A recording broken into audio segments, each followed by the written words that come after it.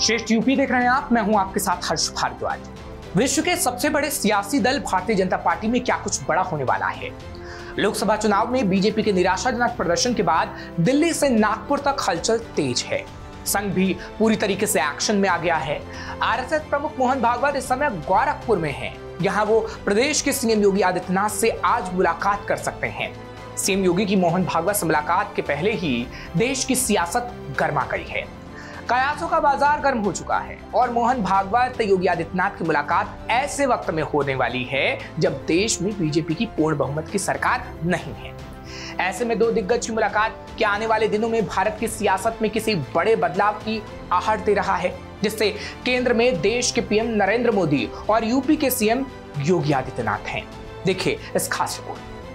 दिल्ली से लेकर लखनऊ तक के सियासतदान इस समय गोरखपुर पर टकटकी लगाए बैठे हैं, क्योंकि गोरखपुर का सियासी पारा उफान पर पहुंच गया है। आरएसएस प्रमुख मोहन भागवत इस समय गोरखपुर में मौजूद हैं और खबर आ रही है कि आज शाम वो प्रदेश के सीएम योगी आदित्यनाथ से मुलाकात करेंगे।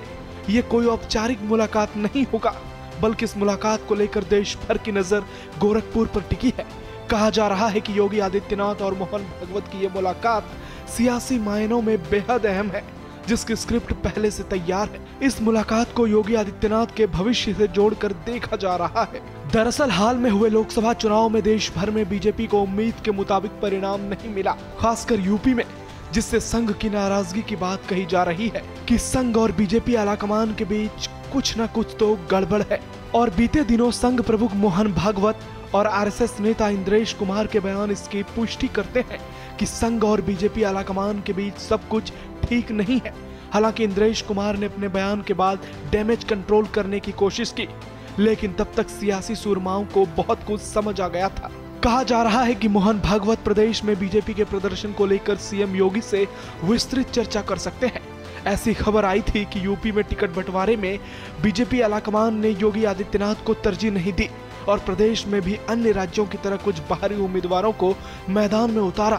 सीएम योगी के मना करने के बाद भी उन सांसदों का टिकट नहीं काटा गया जिसके खिलाफ एंटी इनकम्बेंसी थी और पार्टी को इसका खामियाजा भुगतना पड़ा। 2014 के लोकसभा चुनाव में 71 और 2019 के लोकसभा चुनाव में अकेले 62 सीटें जीतने वाली बीजेपी 2024 में केवल 33 सीट जीत पाई, जिसका परिणाम हुआ कि बीजेपी पूरे देश में 240 तक ही सिमट पाई और लगातार तीसरी बार पूर्ण बहुमत का दावा चकनाचूर हो गया। पीएम मोदी के 400 पार का नारा पूरी तरह फेल हो गया।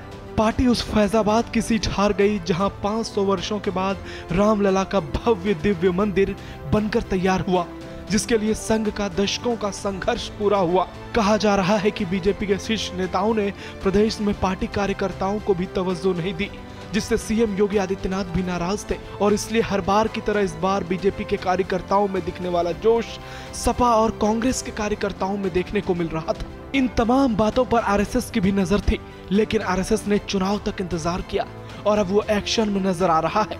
सियासी गलियारों में ये चर्चा है कि प्रदेश में खराब प्रदर्शन के बावजूद सीएम योगी आदित्यनाथ के कद में कोई गिरावट नहीं आई है। आरएसएस के नजर में अब भी वो फेवरेट बने हुए हैं और वो अभी भी देश के सबसे बड़े सियासी सूबे के सबसे लोकप्रिय नेता हैं, साथ ही हिंदुत्व के सबसे बड़े पोस्टर बॉय, जो कि शुरुआत से ही आरएसएस के गुड बुक्स में रहे हैं और आज भी आरएसएस के चहेते हैं। अब सवाल है कि क्या संघ योगी आदित्यनाथ को प्रधानमंत्री नरेंद्र मोदी के उत्तराधिकारी के रूप में स्वीकार कर चुका है, जिसकी झलक आज सीएम योगी आदित्यनाथ और आरएसएस प्रमुख मोहन भागवत की मुलाकात में दिख सकती है।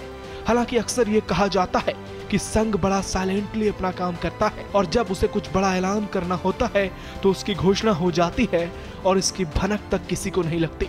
ऐसे में दो दिग्गजों की मुलाकात क्या देश के सियासी घटनाक्रम में परिवर्तन लाने वाली है?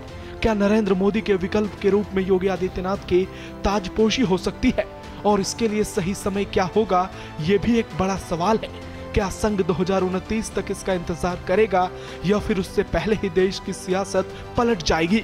इन तमाम सवालों के जवाब आज गोरखपुर में योगी आदित्यनाथ और संघ संचालक मोहन भागवत की मुलाकात के बाद मिल सकती है। फिलहाल नरेंद्र मोदी भी G7 समिट में सम्मिलित होने के लिए इटली में मौजूद हैं और आने वाले दिनों में कुछ राज्यों के विधानसभा चुनाव ये तय कर देंगे कि देश के पीएम नरेंद्र मोदी की लोकप्रियता देश में कायम है या फिर उसमें गिरावट आई है।